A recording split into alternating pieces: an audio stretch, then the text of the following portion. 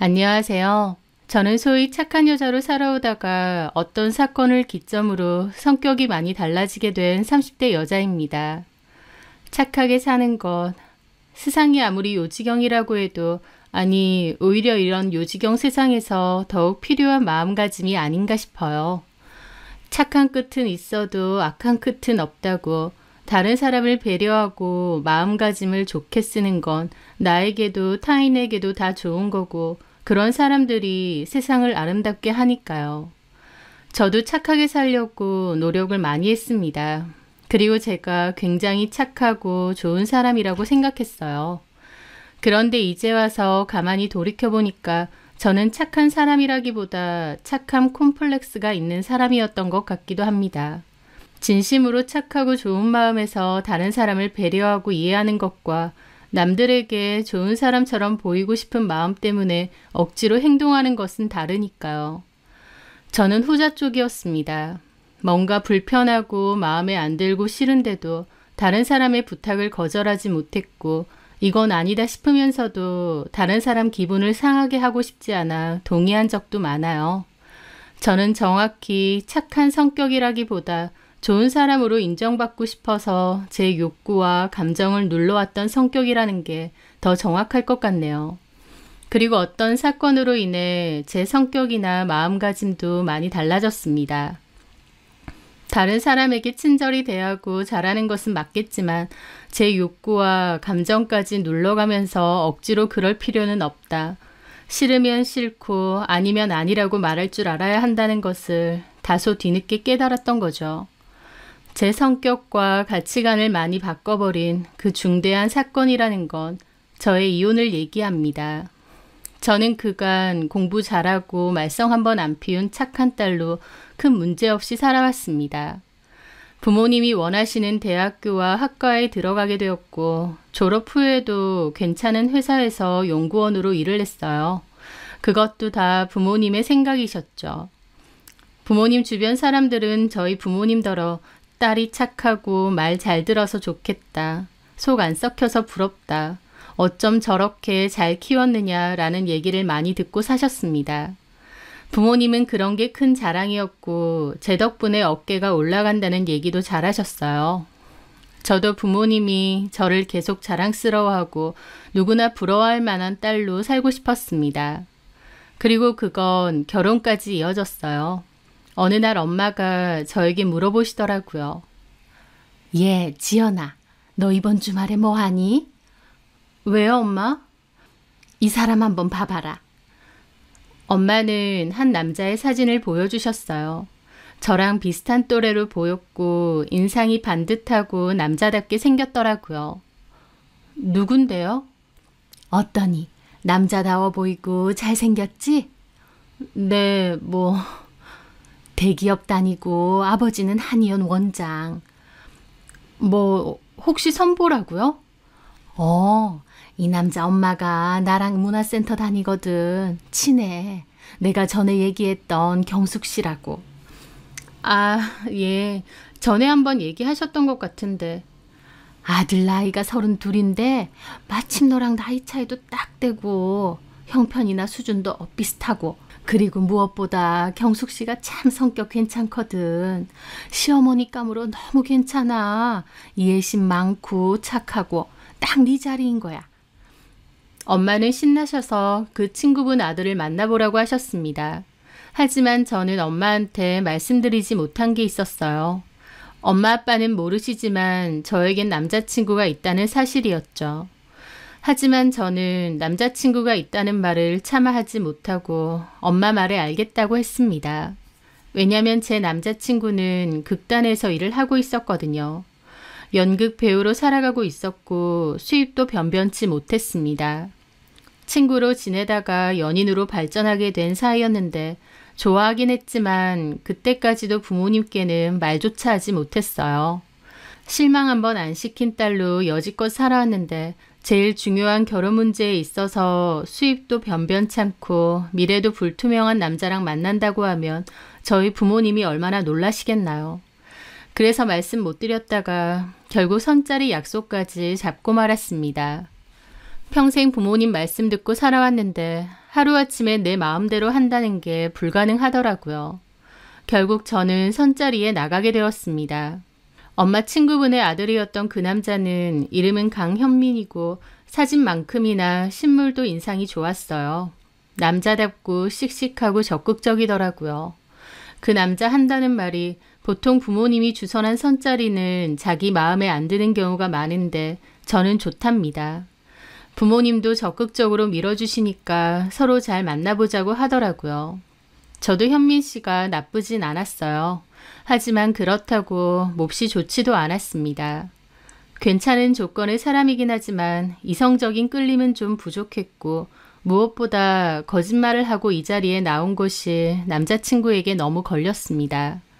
그래서 결국 남자친구에게 모든 걸 다 털어놓았어요. 남자친구가 화내고 욕을 해도 어쩔 수 없다고 생각했는데 남자친구는 허탈한 표정으로 언젠가 이렇게 될 줄 알았다고 하더라고요. 그러면서 헤어지자고 했습니다. 화가 나서가 아니라 허탈하고 슬픈 얼굴로요. 저는 왜 이렇게 될 줄 알았냐고 물었더니 남자친구가 그러더군요. 지연이 네가 니네 부모님한테 나 당당하게 소개 못 시켜줄 거란 건 알았어. 그래서 언젠가 이렇게 끝날 줄 알았던 것 같아. 너도 나를 좋아한다고는 하지만 나를 만나는 것 자체를 좀 불안해하고 또 어쩔 땐 한 다리 빼놓고 있다는 느낌마저 들었거든. 언제라도 헤어질 수 있게. 그 말에 저는 좀 놀라기도 했고 너무 미안하기도 했습니다. 남자친구가 좋았지만 제 마음 한구석엔 부모님을 실망시킬 수 없고 결국은 부모님이 원하시는 남자랑 결혼하겠구나 라는 게 있었던 것 같아요. 남자친구는 저에게 헤어짐을 고했고 행복하라고 해줬습니다. 그날 저는 이별의 아픔에 집에 돌아와서 3일을 끙끙 앓았습니다. 많이 좋아하는데 바보 같고 우유부단한 나 때문에 이렇게 헤어져야 되는구나 생각하니 가슴이 찢어졌죠. 그렇다고 부모님 반대 불사하고 남자친구를 선택할 용기도 없었고요. 회사 병가까지 쓰고 3일을 끙끙 앓고 이불 뒤집어 쓰고 울었습니다. 그리고 침대에서 내내 있는데 그 남자가 왔어요.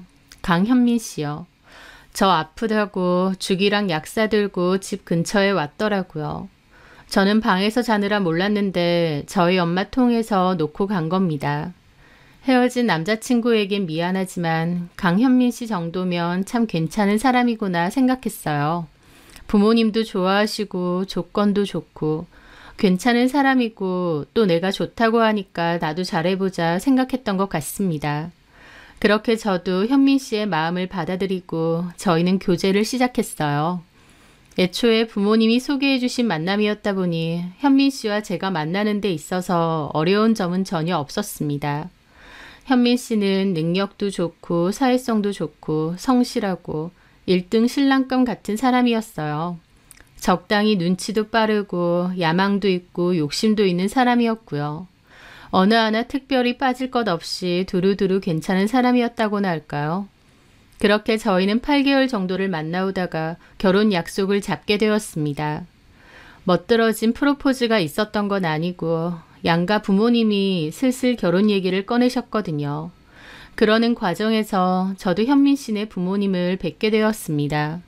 그 전에 가볍게 마주친 적은 있지만 정식으로 인사드리러 간 건 처음이었죠. 아버님은 과묵하시고 표정도 거의 변화가 없으셔서 좀 어렵게 느껴졌고요. 반면 어머님은 성격이 몹시 밝고 쾌활하신 것 같았습니다. 결혼도 전이건만 저에게 벌써 아가라고 부르시면서 며느리 대하듯 잘해주셨어요. 나중에 현민 씨에게 들었는데 어머님은 좀 멀리 떨어진 지역의 시골 출신이라고 하셨습니다. 20살 때까지 시골에서 사시다가 일자리 구하러 서울로 상경하셨고 아버님 한의원에서 직원으로 일을 하셨대요. 아버님은 어머님 보고 한눈에 반했고 결국 혼전 임신으로 현민 씨가 생겼다고 했습니다. 그래서 집안의 반대에도 불구하고 결혼을 했다고 했죠. 아버님과 어머님의 집안 형편 차이가 꽤 났고 현민 씨 할머니께서 특히 반대를 많이 하셨대요. 어머님이 시골 출신인데다 가방끈도 짧은 어머님을 별로 탐탁치 않아 하셨답니다. 그래서 어머님도 시집살이를 꽤나 당하셨다고 하더라고요. 또 눈치가 보여서 어머님 본인 친정인 고향에도 잘 못 가고 고향 친구분들을 거의 못 보고 사셨대요. 그러다가 현민 씨의 할머니, 할아버지 분이 다 돌아가시고 나서야 좀 자유롭게 고향에도 오고 가고 친구분들하고 왕래하며 지내신다고 하더라고요. 하여튼 가만 보고 있자면 어머님과 아버님 성격이 극과 극으로 달라 보였습니다. 말수가 없고 표정 변화도 거의 없는 아버님과 밝고 쾌활하고 사람 좋아하는 데다 말수도 많으신 어머님이었죠. 어쨌든 며느리인 제 입장에선 시아버지 자리보다 시어머니 자리가 더 중요하잖아요. 저희 엄마 말씀대로 어머님은 성격이 밝고 좋으신 것 같아서 저도 마음이 놓였습니다. 그렇게 저희는 양가의 적극적인 추진 끝에 결혼을 하게 되었어요. 시댁에서 36평 아파트를 마련해 주셨고 저는 아내 혼수 넣고 남편 차도 한 대 바꿔주었습니다. 그렇게 저희의 결혼 생활은 시작되었어요. 남편과 저의 결혼 생활은 별다른 문제 없이 평탄했습니다. 따로 싸우거나 부딪힐 일도 별로 없었고 평일에는 각자 일하고 저녁에는 식사를 같이 하거나 술을 한 잔씩 하고 주말에는 나들이를 가거나 마트에 가고 여느 신혼부부와 다를 것 없이 소소하고 행복하게 잘 살았습니다. 결혼이 주는 안정감이 컸고 좋았어요. 시댁에 한 달에 한 번 정도 가야 했고 어머님이 저한테 종종 전화하는 일이 있긴 했지만 전화를 하셔도 빨리 끊는 편이었고 크게 불편하거나 거슬릴 만한 것은 아니었습니다. 그러던 어느 날 어머님이 퇴근했는지 전화가 오셨어요. 저 지금 가려고 주차장이요. 어머, 잘됐다. 가는 길에 우리 집 잠깐 들러서 반찬 좀 들고 가. 사고라고 고아놨어. 네, 알겠습니다, 어머님. 그렇게 저는 가는 길에 어머님의 부름을 받고 시댁에 가게 되었어요. 아버님은 안 계시더라고요. 아버님은 아직 퇴근 안 하셨나 봐요. 늦게 올 거래. 얘 지연아, 너 사회생활 하느라 또 집에서 살림하느라 많이 힘들지 않니? 그 말에 저는 그냥 웃었죠. 힘들긴요. 제가 아직 애가 있는 것도 아니고 별로 힘든 거 없어요. 현미 씨도 깔끔한 성격이라 평소에 정리정돈 잘하고 빨래나 밀린 집안일 같은 건 주말에 나눠서 하고요. 특별히 제가 더 신경 쓰거나 할 것도 없어요. 저는 어머님이 저 고생할까봐 하시는 소리인 줄 알았습니다. 그런데 어머님이 그러시더라고요. 그렇긴 하더라. 네가 별로 집안일에 신경을 안 쓰는 것 같긴 했어. 니네 집 한 번씩 가보면 그냥 봐서는 말끔해 보이는데 군데군데 먼지도 너무 많고 바닥도 잘 안 닦는지 양말이 새카매져. 어머님이 갑자기 타박을 하시니까 저도 좀 당황스럽기도 하고 민망하기도 했어요. 청소기는 이따금씩 돌리는데 물걸레질은 자주 못하거든요. 근데 사실 청소기보다 물걸레질이 더 중요한 거거든. 먼지 맛이니까. 그렇죠. 근데 뭐 일하는 며느리한테 그런 것까지 일일이 다 해라 할 수는 없는 거고. 저기 그래서 말인데 너네 신혼집에 일하는 사람 하나 들이는 게 어떨까 싶은데. 네? 일하는 사람요? 저는 너무 놀랐습니다. 저희 집에 일하는 사람이 왜 필요한가요? 제가 아이를 키워서 집안일에 신경을 못 쓰는 편도 아니고 또 어머님 성에는 안 찰지언정 집이 그렇게 지저분하거나 엉망인 상태까지도 아니고요. 오며 가며 남편이랑 저랑 적당히 치우고 정리하면 되는데 일하는 사람까지 쓰라고 하니 놀랐죠. 무슨 일하는 사람까지요. 저희 그런 거 필요 없어요, 어머니. 실은 일을 좀 시켜줘야 될 사람이 있어서. 일을 시켜줘야 될 사람이 누군데요? 고향에 내 지인 중에 영자 언니라고 있어. 친자매는 아니지만 거의 친자매나 다름없게 친한 사이야. 그 언니가 나 많이 걷어먹어줬거든. 네, 그분이 그럼 일을 하셔야 되나요? 아니, 그 영자 언니의 딸. 딸이요? 영자 언니한테 지연이 너랑 동갑인 딸이 있어. 걔도 서울 올라와서 살다가 결혼도 일찍 했어. 애도 있고. 그런데 얼마 전에 이혼을 했거든. 네, 그런데요? 이혼하고 애는 남자가 키우기로 하고 나왔다는데 걔가 딱히 할 수 있는 게 마땅치 않대. 잘하는 건 살림밖에 없다고 하고. 근데 자기 생활도 해야 되고 또 매달 애 양육비도 보내줘야 되는 처지라네. 아, 그래요? 그 언니가 나한테 어디 일자리 없느냐고 하는데 걔가 학력도 낮고 사회 경험도 별로 없어서 어디 회사 들어가기도 마땅찮은가 봐. 요즘은 국비지원 학원 같은 것도 잘 돼 있어서 학원 다니면서 뭘 배워봐도 괜찮을 텐데. 그러니까 뭐라도 배워보거나 마땅한 취업 자리라도 알아봐야 되는데 그러려면 일단 돈이 좀 있어야 되잖아. 그 언니가 워낙 딸 때문에 걱정이 많길래 내가 돈이라도 얼마 해주려고 했거든. 그랬더니 돈을 그냥 받기는 그렇고 살림이라도 좀 거들어 준다는 거야. 걔가 살림은 또 잘한대. 니네가 어차피 맞벌이 한다고 집안 살림도 신경 못 쓸 텐데 그런 걸 좀 도와주면 어떻겠느냐고. 그럼 어머님 댁에서 그 따님분을 쓰시면 되잖아요. 아유, 나는 안 되지. 너네 시아버지 성격 모르니? 나 집에 있는데 살림마저 사람 쓴다고 해봐라. 너네 시아버지 나한테 쌩 난리칠 거다. 그래서 너한테 부탁하는 거잖아. 나도 친한 언니고 사정이 안 좋다고 하니까 도와주고 싶고. 어머님은 그 지인분의 딸에게 그냥 돈을 주는 것보다 저희 집에서 살림을 돕고 정당하게 월급을 주는 식으로 도와주고 싶다는 말씀이셨어요. 어머님 마음은 잘 알겠지만 일단 저희 집은 사람이 전혀 필요 없었습니다. 게다가 아무리 아는 지인분의 딸이라고 해도 남편과 저 둘이 사는 신혼집에 낯선 사람이 들락날락 하는 것도 싫었고요. 그래서 거절했느냐고요? 아니요. 저는 어머님이 하자고 하시는 대로 알겠다고 했습니다. 저는 앞서 말했다시피 거절을 잘 못해요. 별로 내키지 않고 이건 아니다 싶어도 거절은 못하는 거였죠. 저는 알겠다고 말씀드렸고 어머님은 그 사람 월급은 자기가 마련해 줄 테니 걱정 말라고 하셨습니다. 사실 상황만 보자면 저도 나쁘지는 않았죠. 제 돈 한 푼 안 들이고 성가신 집안일을 누군가가 대신해 준다는 거니까요. 그럼에도 낯선 사람이 집에 온다는 게 마냥 내키지는 않았지만 그래도 어머님 부탁이니 암소리 안 했습니다. 그 여자가 집에 왔어요. 이름은 송혜연이라고 하더라고요. 저랑 나이가 동갑이었는데 머리가 굉장히 길었습니다. 수더분하고 수수한 인상이었고 이혼하고 사는 형편이 많이 어렵다고 해서 기운이 좀 어두운 사람일 줄 알았는데 막상 만나보니 아니었어요. 오히려 굉장히 밝고 쾌활한 편이었고 성격도 통통 튀더라고요. 집안일을 꼼꼼하게 잘해줄 수 있을까라는 염려도 있었는데 생각보다 집안일을 굉장히 잘해주었습니다. 매일같이 바닥을 걸레질로 닦아서 바닥이 반질반질했고 수납이나 정리도 잘했어요. 어머님께 받은 카드로 알아서 식재료 사와서 뚝딱뚝딱 반찬이나 음식도 잘 만들어뒀죠. 저는 대학 졸업 후 내내 회사에서 일만 해서 사실 집안일에는 별다른 소질이 없는데 혜연 씨는 집안일을 너무 잘하더라고요. 혜연 씨 완전 프로 주부네요. 살림을 참 잘하는 것 같아요. 아, 정말요? 손끝이 야무진 것 같아요. 실은 그런 얘기 많이 들었어요.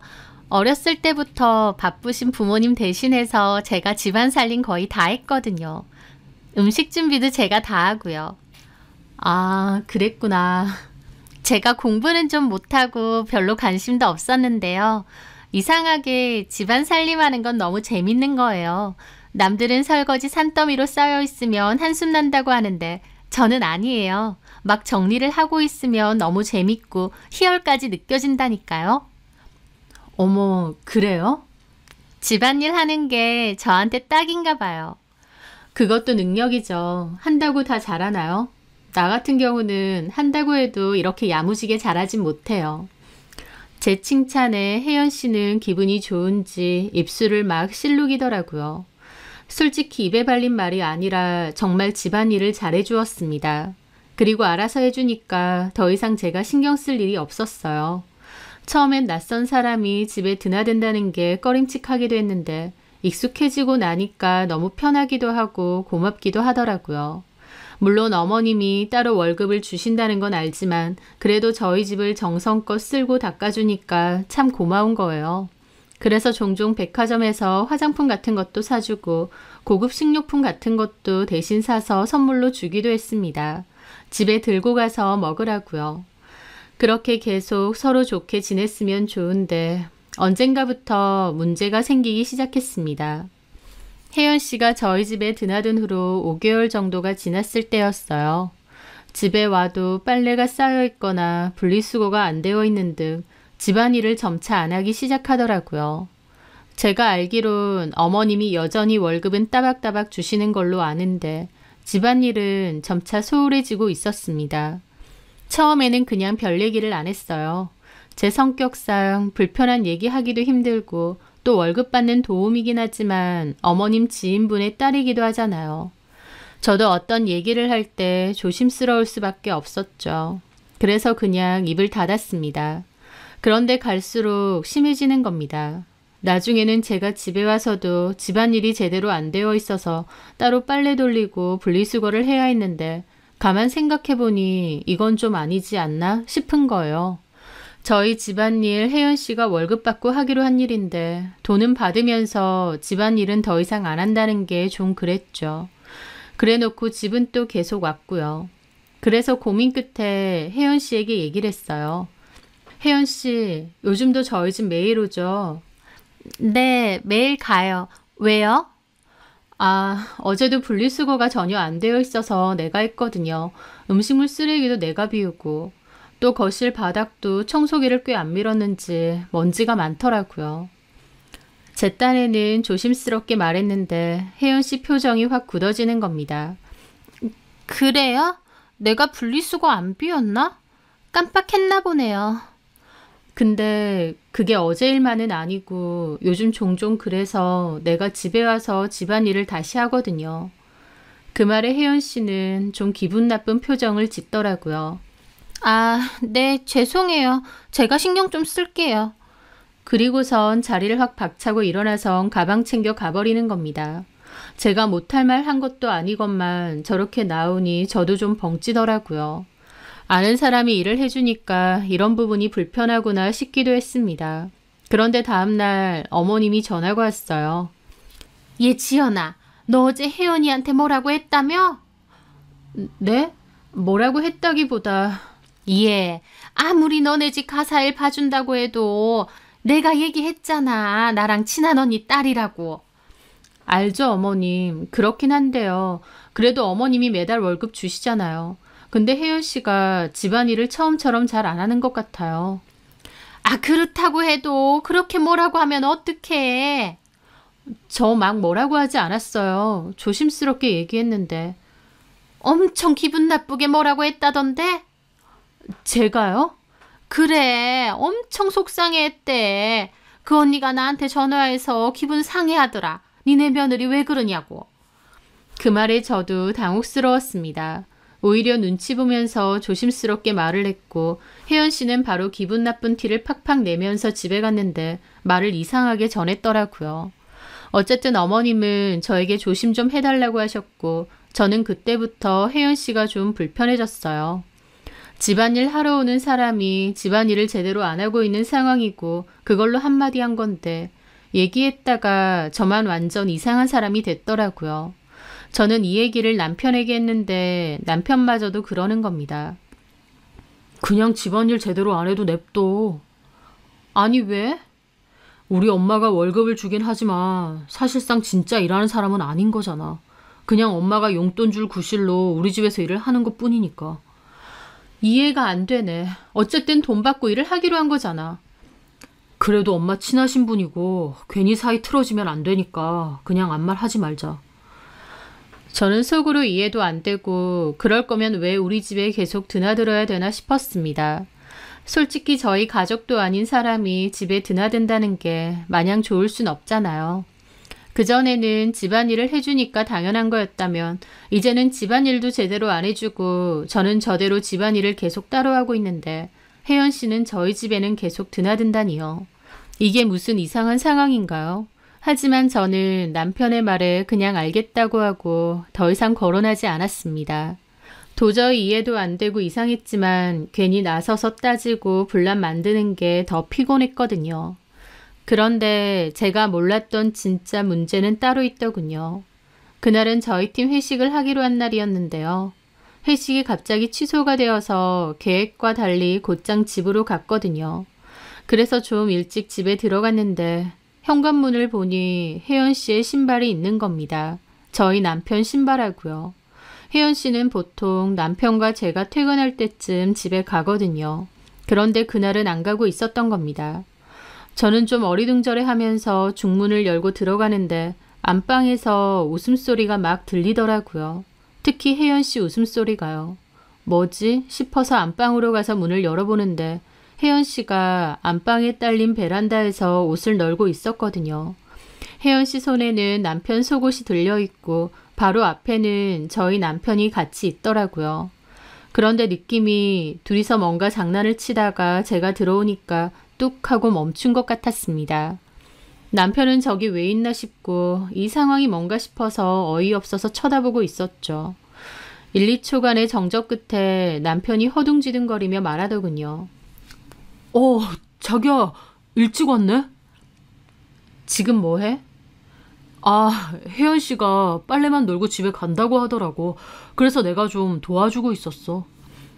네, 저 혼자 해도 되는데 현미 씨가 좀 도와준다고 하셔서. 네. 그러면서 갑자기 혜연 씨는 손에 들고 있던 남편 속옷을 팡팡 털더니 널더라고요. 그 순간 혜연 씨 손에 들린 남편 속옷이 너무 거슬리는 겁니다. 그냥 건조기 쓰시지 뭐하러 일일이 널고 계세요? 건조기 많이 쓰면 옷감 많이 상해요. 이불이나 베갯잎 같은 거나 건조기 쓰면 되지. 옷하고 속옷은 그냥 자연 건조로 넣는 게 제일 좋거든요. 그러고 있는데 남편은 멀거니 서 있더라고요. 당신은 뭐하고 서 있어? 이제 다 해가는데. 그렇지. 내가 할 게 없네 이제. 그러면서 남편은 어색한 웃음과 함께 저를 지나쳐 거실로 나갔습니다. 혜연 씨는 새초롬한 얼굴로 계속 빨래를 널고 있었어요. 저는 뭔가 말할 수 없는 찝찝함을 느끼며 그 자리를 뜨려는데 혜연 씨가 그러더군요. 이제 지연 씨라고 하지 말고 사모님이라고 할게요. 네? 그런 걸 원하시는 것 같아서. 제 딴에는 동갑이라서 가깝게 생각했는데 사모님은 아니신 것 같아요. 그때 저한테 집안일 똑바로 하라고 하신 것도 그렇고. 혜연 씨, 그렇게 말하시면 안 되죠. 제가 언제 그렇게 말했어요? 저는 단지. 그러니까요. 제가 좀 더 집안일에도 신경 쓰고 사모님 호칭 같은 것도 신경 쓸게요. 그게 맞는 것 같아요. 그럴 필요 없어요. 사모님은 무슨. 저도 그렇게 하는 게 편하고요. 빨래 다 널었거든요. 저는 그만 퇴근할게요. 그렇게 혜연 씨는 인사를 하더니 나갔습니다. 어이없더라고요. 완전 비꼬는 게 느껴졌습니다. 제가 집안일 좀 제대로 해달라고 한마디 했다고 저한테 사모님이라고 부르겠다며 제대로 비꼬더라고요. 게다가 좀 전에 제가 본 남편과 있던 상황도 너무 어처구니 없었습니다. 남편은 혜연 씨를 도와주려고 했다지만 제가 느낀 기류는 그렇지 않았어요. 무슨 신혼부부 소꿉 장난하는 것 마냥 장난치고 웃다가 제가 들어오니까 바로 딴청 피우는 느낌도 들었죠. 저는 처음으로 혜연 씨와 남편의 관계를 의심했습니다. 그냥 빨래 넣는 거 도와줄 수도 있지 않냐지만 사실 베란다가 넓은 것도 아니고 남편이 그 비좁은 데 서서 굳이 도와줄 게 뭐 있나요? 저는 고민 끝에 이 일을 직장 동료에게 털어놨어요. 직장 동료도 놀라더라고요. 김 대리가 만약 뭔가 이상한 낌새를 느꼈잖아? 그러면 그게 아마 맞을 거야. 여자의 촉이라는 말이 괜히 있겠어? 그럼 우리 남편이랑 혜연 씨랑. 모르는 거지. 아니 김 대리도 없는데 안방에서 둘이서 뭘 하고 있었던 거래? 자기 남편은 굳이 가서 왜 돕고 있냐고. 나도 좀 깨림칙하긴 해. 근데 이걸 뭐라고 해? 얘기하면 나만 이상한 사람 될걸? 말하면 안 되지. 말은 하지 말고 몰래 좀 찍어보는 게 어떨까? 몰래 찍으라고? 전에 TV 재연 드라마에서 보니까 홈캠 같은 거 살짝 설치해서 집 찍어보던데.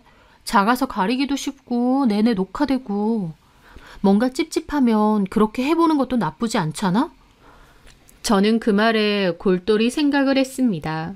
사실 남편과 혜연 씨가 저 없는 사이에 뭔가가 있나 싶은 것도 있었지만 또 한편으론 혜연 씨가 매일같이 집에 오는데 왜 집안일을 안 하는지 그 시간 동안은 도대체 뭘 하는지 궁금하더라고요.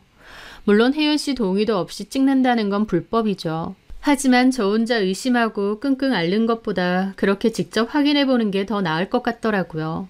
그래서 저는 홈캠을 주문했고 거실 책장에 살짝 가리듯이 올려두었습니다.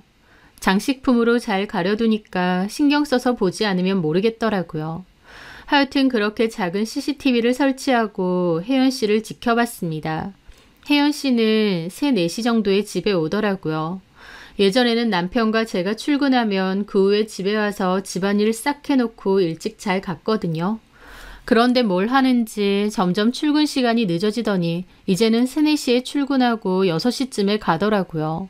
게다가 제 예상대로 와서 집안일도 제대로 안 했습니다. 오자마자 무슨 자기 집처럼 겉옷 대충 벗어놓고 가방 던져놓고 소파에 드러눕더라고요. 그리고는 폰으로 유튜브를 보는 건지 뭘 보는지 뭔가를 봐요.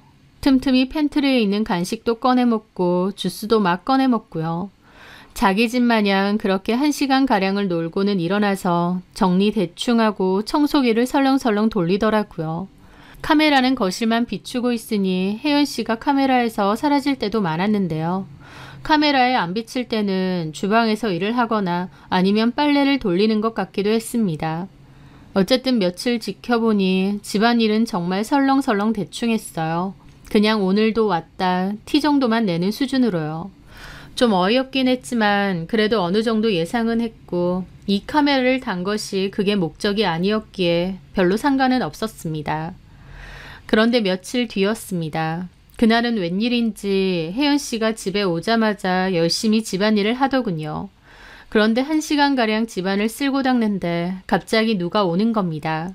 남편 퇴근 시간도 아닌데 말이죠. 뭐지 싶었는데 들어온 사람은 남편이었어요. 외근 갔다가 바로 퇴근한 건지 반차를 쓴 건진 모르겠는데 남편이 집으로 들어오더라고요.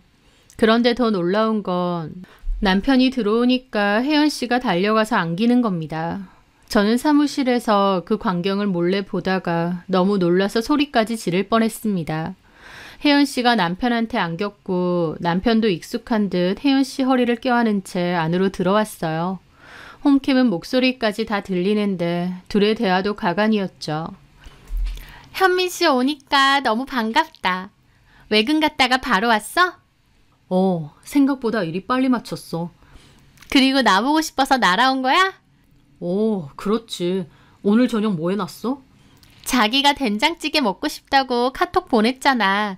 그래서 된장찌개 해놨어. 오, 진짜 좋다. 내가 다 끓여놨으니까 나중에 네 마누라 오면 같이 먹어. 나는 실컷 끓이고 먹지도 못하지만. 하면서 토라진 표정을 짓더라고요. 그러지 말고 나랑 먹자. 지연이한테는 나 혼자 먼저 먹었다고 할게. 됐어. 나 별로 배도 안 고파. 내가 선물 사왔는데? 정말? 뭔데? 저희 남편은 가방 안에서 작은 상자를 꺼내더라고요. 그 상자 안에는 목걸이가 있었습니다. 어머, 이게 뭐야? 목걸이? 예뻐? 마음에 들어? 비싼 거 아니야? 엄청 비싼 건 아니고 한 20만 원 했나? 치, 마누라한테는 엄청 비싼 거 하고 다니더니 나는 겨우 20만 원? 그거 내가 사준 거 아니야. 본인이 산 거지. 정말? 그럼 목걸이 사준 적 없어? 당연하지. 그럼 좋네. 자기가 나 해줘라. 그러면서 남편한테 안기더라고요. 남편은 목걸이를 채워주더니 갑자기 혜연 씨 엉덩이를 막 만지는 겁니다. 그리고는 둘이서 장난치고 난리 연병을 떠는데 너무 충격적이고 더럽고 설마 했는데 그 둘은 진짜 외도를 저지르고 있었습니다. 도대체 언제부터였을까? 온몸이 떨리고 머리가 아찔하더라고요. 저는 일단 정신없는 틈에도 그 녹화본을 잘 저장해 두었습니다. 그리고 앞으로 어떻게 해야 할지 생각했어요. 그런데 제가 제일 처음에 생각한 건 그냥 모른 척 묻어둬야 되나 였습니다. 왜냐면 저는 싸우고 부딪히고 이러는 과정이 너무 싫었거든요. 살면서 누군가와 싸우고 갈등이 생기는 게 싫어서 웬만하면 남들이 원하는 대로 맞춰주고 넘어가주고 이해하며 살아왔습니다. 제가 만약 이 일을 문제 삼아서 뒤집는다면 저희 부모님에게 저는 더 이상 자랑스럽고 걱정 없는 딸이 아닐 겁니다. 온 집안이 난리가 날 거고 저 역시도 구설수에 오르고 골머리까지 앓아야겠죠. 그런 거 감수 못할 것 같으면 그냥 넘어가고 참는 게 맞을 겁니다. 하지만 제 속이 너무 괴로운데도 남들 보는 눈 생각해서 이렇게 그냥 넘어갈까 싶은 제가 문득 한심하더라고요. 다른 사람이 뭐라고 생각하든 그게 뭐가 중요하다고 왜 나는 내가 아니라 다른 사람 눈치만 보고 신경을 쓸까 싶었습니다. 내가 잘못한 것도 아니고 남편과 그 여자가 내 집에서 이렇게 대놓고 놀아나는데 이걸 참아주려는 멍청이가 있을까 싶었습니다. 그렇게 고민 끝에 저는 더 이상 아무것도 참지 않기로 했어요. 시부모님에게도 남편에게도 이 녹화 영상을 대놓고 보여주겠다 결심했습니다. 이런 꼴을 보고 아무렇지 않게 덮고 살면 제 속이 썩다 못해 문드러질 것 같았거든요. 그렇게 저는 주말에 시댁에 가서 몽땅 얘기하겠다고 벼르고 있었습니다. 남편에겐 티를 안 내고요. 그런데 금요일쯤이었습니다. 저는 별 생각 없이 일을 하다가 문득 홈캠을 봤는데요. 송혜연이 또 일은 안 하고 거실에 누워있더라고요. 어디 두고 보자. 내일 시댁 가서 다 얘기할 거다. 이를 바득바득 갈고 있었습니다. 그런데 누군가 왔는지 송혜연이 신나서 문을 열어주러 가더라고요. 설마 남편이 또? 라는 생각이 들었는데 놀랍게도 집에 들어온 사람은 남편이 아니었습니다. 곧이어 이어지는 충격적인 장면에 저는 기절할 뻔했죠. 그 장면도 빼곡히 녹화를 하고 녹화본은 잘 저장해 두었습니다. 그리고 다음날 저는 시부모님을 집에 초대했습니다. 그리고 송혜연에게도 연락했어요. 시부모님 집에 오시는 것 때문에 식사 준비를 해야 되는데 와서 좀 도와달라. 내가 돈은 따로 더 주겠다고요. 송혜연은 알겠다고 하고 왔죠. 송혜연은 집에 들어오더니 저희 남편하고는 대면대면한 척을 하며 인사를 하는데 그게 얼마나 가증스럽던지요. 둘이서 물고 빨고 할 땐 언제고 이제 와서 이가 바득바득 갈렸죠. 그런데 집에 들어온 송혜연이 좀 놀라더라고요. 근데 식재료가 아예 준비가 안 되어 있네요? 네. 그럼 뭘 하시려고요? 그러는 와중 시부모님도 때마침 오셨습니다. 어머, 벌써 오신 거예요? 아무것도 준비 못했는데? 저는 아무런 대꾸 없이 문을 열어드렸습니다. 시부모님도 들어오시더니 송혜연이 있는 걸 보고 놀라시더라고요. 어머나, 혜연이 네가 여기 어쩐 일로? 안녕하세요 이모. 사모님이 부르셨거든요. 음식하는 거 도와달라고. 지연이가? 어머님은 그러면서 주방을 둘러보셨습니다. 근데 뭐가 하나도 없네? 저는 어리둥절해하는 시부모님과 남편 그리고 송혜연을 둘러보며 말했습니다. 제가 이렇게 오시라고 한 건요. 보여드릴 게 좀 있어서요. 드릴 말씀도 있고. 저는 그러면서 TV 화면을 켰습니다. 폰과 연동이 되게 해놓고 곧바로 그 녹화 장면을 틀었어요. TV에서는 송혜연이 저희 집에 와서 소파에 드러눕는 게 나왔습니다. 어머, 이게 뭐야? 화면 속에 자기가 보이자 송혜연도 몹시 놀라더라고요. 세상에, 이게 뭐예요? 저 몰래 찍은 거예요? 미쳤어요? 왜 사람을 몰래 찍어요?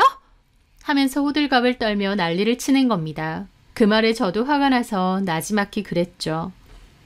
닥치고 좀 봐. 네가 지금 나한테 난리칠 때 아니잖아? 저는 살면서 남에게 그런 말은 처음 해봤습니다. 하지만 그때는 너무 화가 나서 이가 딱딱 물릴 정도였죠. 제 말에 송혜연도 아차 싶은지 아무 말 안 하더라고요. 그리고 잠시 후 남편이 등장했고 둘이서 껴안고 얘기하는 것도 다 나왔습니다. 그걸 보고 있는 남편도 충격 먹고 입이 떡 벌어졌죠. 이런 게 찍히고 있을 거라고는 생각도 못했을 테니까요. 그리고 어머님 아버님도 똑같았죠. 이게 무슨... 얘 혜연아, 너 이게 무슨 짓이야? 야 강현민, 너 이게 다 뭐야? 그 말에 송혜연과 남편은 꿀먹은 벙어리가 되어 아무 말도 못하더라고요. 얼굴만 시뻘개진 채로요. 두 사람 사이가 뭔가 좀 이상해 보여서 제가 몰래 녹화를 했습니다. 설마 했는데 이런 게 찍혀 있더라고요. 나한테 직접 말을 하지. 이게 무슨 짓이야? 게다가 엄마 아빠까지 불러놓고. 당신한테 말할 필요 뭐가 있어? 어머님, 아버님이 직접 보셔야지. 왜? 창피하긴 하니? 아버님도 화가 머리끝까지 나셔서 어머님께 따지셨죠. 쟤, 당신 고향 친구 딸 아니야? 맞는데.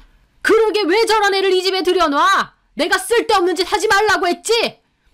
아니, 나도 이렇게 될 줄 알았나. 어머님은 불호령하는 아버님 앞에서 쩔쩔매더니 갑자기 송혜연을 노려보시더라고요. 야, 너 어떻게 이럴 수가 있어? 내가 너 이러라고 매달 월급 따박따박 준 줄 알아? 죄송합니다, 이모. 이모는 누가 이모야? 이 미친 게. 사는 꼬라지가 불쌍해서 돈이라도 주려는데 할 줄 아는 것도 없어서 그냥 집안일이라도 하라고 했더니 감히 내 아들을 꼬셔내? 너 미쳤니? 네가 온감생실 누굴 건드리고 넘봐? 그 말에 송혜연도 노려보더라고요. 제가 잘못한 건 맞지만 이모 말씀도 참 너무하시네요. 제가 뭐 어때서요? 애 딸린 이혼녀에 직장도 제대로 없고 학교도 똑바로 못 나온 주제에 뭐가 어째? 이혼녀인 것만 빼면 이모님도 저랑 별반 다를 거 없잖아요. 이모님도 집불 없는 상태에서 이모부님하고 결혼하신 거 아니에요? 뭐야? 이게 미쳤나 정말? 저 현미 씨 좋아해요. 현미 씨도 저 좋다고 했고요. 차라리 잘 됐어요. 이렇게 밝혀진 거 저희 서로 많이 사랑해요. 송혜연은 생각보다 뻔뻔하게 나왔고 어머님은 뒷목 잡고 쓰러지기 직전이었습니다. 야 강현민, 네가 말해봐. 이게 다 진짜야? 너도 얘가 그렇게 좋아? 하지만 어머님의 물음에 남편은 비겁하게 한 발 물러나더군요. 아니, 난 그런 것까진 아닌데 그냥 제가 몸으로 들이대니까. 그 말에 송혜연은 눈이 뒤집히더군요. 오빠, 그렇게 말 안 했잖아. 나 좋다며.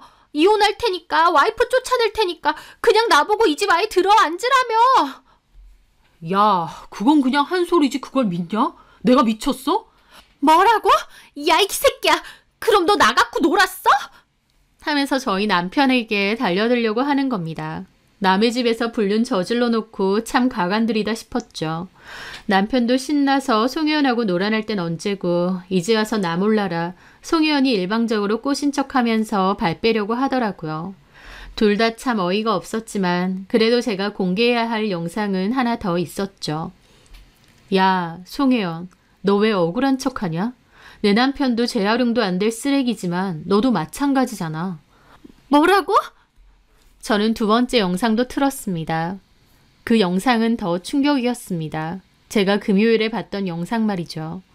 금요일에 송혜연이 불러서 저희 집에 들어온 건 남편이 아니었습니다. 모르는 외간 남자였어요.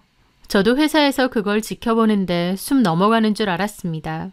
한마디로 송혜연은 저희 남편과 놀아난 것도 모자라서 아예 저희 집에 외간 남자까지 들인 겁니다. 자기 집처럼요. 이게 말이 되나요? 대담하다고 해야 할지 대책이 없다고 해야 할지 마치 자기 집인 것처럼 남자를 끌어들였는데 그 남자도 저희 집이 처음 온 게 아닌지 익숙한 듯 소파에 앉고 물도 마시더라고요. 저랑 남편이 집을 비운 낮 동안은 송혜연이 자기 집인 양 할 거 다 하고 살았던 겁니다. 그게 너무 소름 끼치고 무섭더라고요. 저도 모르는 사이에 저희 집에 모르는 남자들이 드나들었다는 게요. 그 영상에 시부모님 또다시 경악하고 남편도 입을 못 다물더라고요. 송혜연도 아차 싶었는지 갑자기 가방 들고 튀려고 하는 겁니다. 저희 남편이 도망가는 송혜연을 잡고 끌어왔죠. 너 미쳤냐? 이 집에 다른 남자를 끌어들여? 야, 이게 네 집이야? 머리가 어떻게 된 거 아니야? 왜 소리를 지르고 난리야? 낮에 어차피 사람 없고 왔다 간 흔적도 없이 치워놨잖아. 그럼 된 거 아니야? 뭐야? 너야말로 나한테는 뭐 이혼하고 나랑 살겠느니 어쩌느니 개수작 부려놓고 걸리고 나니 딴소리에 너 고소할 거야. 입에서 나온다고 다 말인 줄 아냐? 네가 뭘로 나를 고소할 건데? 뭐 혼인빙자 간음죄란가 그런 걸로. 너 코미디 찍냐? 아무리 멍청해도 앞뒤 분간도 못해? 너랑 나랑 불륜이고 애초에 너도 내가 유부남인 거 다 알고 있었는데 무슨 혼인빙자야 이 멍충아. 뭐? 멍청한 주제에 난잡하기까지 해서 감히 이 집에 딴 놈을 들여? 나야말로 너 이거 고소할 거야. 고소? 사랑 갖고 놀아놓고 고소? 하더니 송혜연이 갑자기 남편 뺨을 갈기는 겁니다. 저도 너무 놀라고 어머님도 소리를 질렀죠. 그런데 남편도 눈이 돌더니 송혜연의 뺨을 똑같이 갈겼습니다. 그리고는 송혜연이 악을 쓰며 남편의 얼굴을 잡아 뜯었고 어머님이 시겁하면서 둘을 말리더라고요. 그걸 지켜보는 저는 가관이다 싶었고요. 그렇게 생난리였고 아버님이 그만 못하느냐 고함 지르고 나서 겨우 일단락 되었습니다. 아버님은 분노에 못 이겨 어머님한테까지 집에 들어오지 말라고 하시더니 그대로 집을 나가셨어요. 어머님은 저를 붙잡고 어떻게 할 거냐, 진짜 이혼할 거냐 그랬고 저는 이런 꼴까지 보고 더는 못 산다 그랬습니다. 그리고 남편이 저 여자랑 그렇게 좋다고 하니 나는 이혼해 주겠다. 그냥 이참에 둘이 결혼시키시라 그랬습니다. 그러자 어머님은 미쳤느냐고 내가 저런 애를 어떻게 며느리로 들이냐고 하셨죠. 저는 어쨌든 이혼할 거라고 나머지는 알아서들 하시라고 하고는 그 집을 떠났습니다. 제가 집을 나가고 나서 남편이 친정 근처로 찾아오고 잘못했다 봐달라 그랬지만 저는 그러고 싶지 않다고 했습니다. 그리고 그 과정에서 제가 여지껏 안 해서 그렇지 막상 해보니 생각보다 단호하고 냉정한 사람이라는 걸 알았어요. 하여튼 저는 친정 부모님께도 이 사실을 다 알렸고 친정 부모님도 시부모님에게 전화해서 한바탕 난리를 쳤습니다. 아버님과 저희 부모님에게 욕이란 욕은 다 먹은 어머님은 송혜연 엄마인 고향 언니에게 전화해서 불쌍해서 도와주려고 했는데 이렇게 뒤통수를 치느냐, 딸 교육 어떻게 시켰느냐며 악다구니를 쓰셨다고 했고 송혜연 엄마는 네 아들이 내 딸 갖고 놀았다고 가만 안 둔다고 거품 물었다고 하더군요. 아마 송혜연이란 여자를 저희 집에 들인 것부터 이 모든 풍비박산은 예견되었던 것 같습니다. 송혜연은 애초에 착실하게 집안일 해주고 성실하게 월급 받아가며 살 여자가 아니었던 것 같아요. 남편 역시도 겉으로는 착실하고 건실해 보이지만 사실은 언제든지 제 뒤통수를 칠 준비가 되어 있던 그런 달코 다른 남자였고요. 그런 일을 겪은 후 저는 이혼 소송을 감행했고 남편과 송혜연에게 위자료 소송도 걸었습니다. 증거가 너무나도 확실했기에 제 승소는 확실한 것이었죠. 그리고 소송 과정에서 알게 된 건데 송혜연이 과거에 이혼했던 이유도 송혜연의 남자 문제 때문이라고 했습니다. 송혜연이 결혼 생활 도중 밖에서 남자를 몰래 만나다가 들켰고 그걸로 이혼당하면서 아이 양육권도 뺏긴 거더라고요. 저희 어머님도 그런 사실까진 모르고 불쌍한 친구 딸 좀 도와주자며 저희 집에 들이신 거겠지만 사람 하나 잘못 들였다고 집이 이 모양 이 꼴이 날 줄은 몰랐네요. 어쨌든 남편 역시도 좋다고 그런 여자랑 놀아나고 저 배신한 거니 남편에게도 만정 다 떨어져서 이혼을 속행했습니다. 그리고 결국 제 승소로 잘 끝이 났고요. 그 와중에도 저희 엄마 아빠는 이 정도면 할 만큼 한 것 같은데 한 번만 넘어가 주면 안 되겠느냐, 주변에서 뭐라고 하겠느냐라고 걱정하시더군요. 그 말에 저는 엄마 아빠 앞에서 처음으로 목 놓아 울었습니다. 엄마 아빠의 말이 말도 못하게 서운하고 화가 나더라고요. 나 그동안 엄마 아빠 말 잘 듣는 착한 딸로 살아왔고 이만하면 자식으로서 잘하고 산 거 아니냐고 했습니다. 그런데 다른 것도 아니고 그런 꼴을 직접 보고 어떻게 남들 눈 생각해서 참으라는 소리가 나오느냐. 엄마 아빠에게 나는 안중에도 없느냐며 악을 썼죠. 다른 사람 눈 체면 신경 쓴다고 딸은 속이 다 썩어 문드러져도 상관없느냐고요. 처음 보는 제 모습에 저희 부모님도 적잖이 놀라셨습니다. 부모님과도 작은 갈등은 있었지만 나중에 저에게 미안하다고 진심으로 사과하셨어요. 그때 저는 부모님께 말했습니다. 앞으로는 내가 원하는 대로 내 마음이 가는 대로 살 거라고요. 엄마 아빠도 더 이상은 내 인생에 관여하지 마시라고 말이죠. 거절도 해본 사람이 해본다고 이 나이 먹도록 거절도 잘 못하고 남들 신경 써가며 살았는데 그게 얼마나 어리석은 건 줄 이제는 다 깨달았다고 했죠. 비록 이혼녀 딱지도 얻었지만 이혼 결정도 그걸 터트린 것도 다른 사람 눈치, 체면 이런 거 안 보고 제 스스로 결정하고 선택한 일이어서 그런지 오히려 속은 편안하고 시원하더라고요. 이혼은 했지만 제 성격이나 가치관에는 좋은 방향의 변화가 생긴 것 같아 마냥 나쁜 일은 아니라는 생각이 드네요. 이런 일을 겪음으로 저도 한층 더 성숙해졌다고 생각합니다. 그리고 앞으로도 제 마음의 귀를 많이 기울이며 살려고 하고요. 제 사연 들어주셔서 감사합니다.